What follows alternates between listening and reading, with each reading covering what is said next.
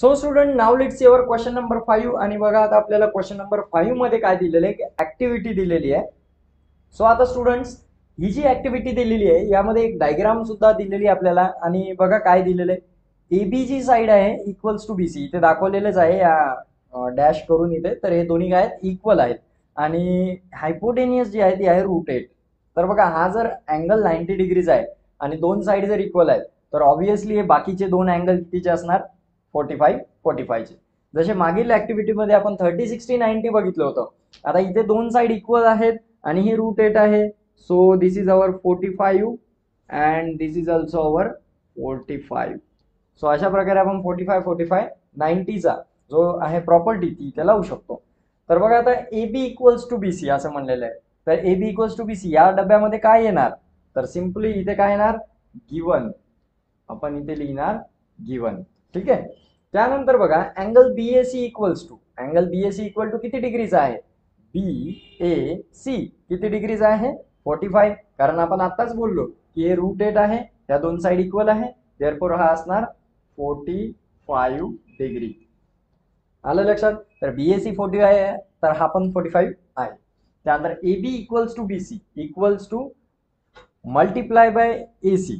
तर आता इथे मल्टिप्लाय बाय AC ह्या बॉक्स मध्ये काय येणार तर बघा आता इथे मी सोडवतो AB equals to BC equals to ह्या दोन साइड इक्वल आहेत आणि यांच्या पुढची हायपोटेनियस आहे. तर AC जी आहे ती हायपोटेनियस आहे. सो या रिकाम्या जागेमध्ये काय येणार या दोन साइड असतात 1/√2 ऑफ हायपोटेनियस. बरोबर आहे. सो 1/√2 ऑफ AC असं आपण म्हणू शकतो. आता जर याला आपण सॉल्व्ह केलं तर बघा 1/√2 मल्टिप्लाय बाय AC ची जी व्हॅल्यू आहे ती दिलेली आहे √8. बरोबर आहे.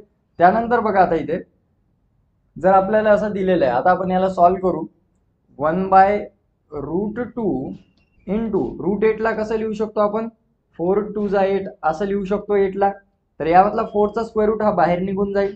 सो 1/√2 मल्टिप्लाय बाय 2√2 असं आपल्याला लिहिता येतं. आणि इथे बघा जर √2 कॅन्सल होते तर उरते फक्त 2. राईट. सो हे 2 कशाची आन्सर आहे AB इक्वल्स टू BC चा आन्सर आहे 2. म्हणजे AB पण झाली आपली 2 आणि BC पण झाली आपले 2.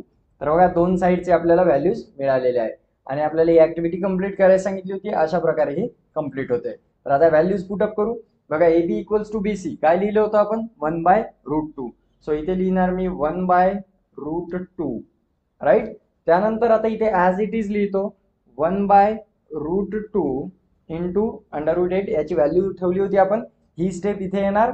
त्यानंतर इथे ब्रेकडाऊन केल्यानंतर ही स्टेप इथे आपण लिहिणार नाही डायरेक्ट ही स्टेप लिहिणार. So 1/√2 multiply by 2√2.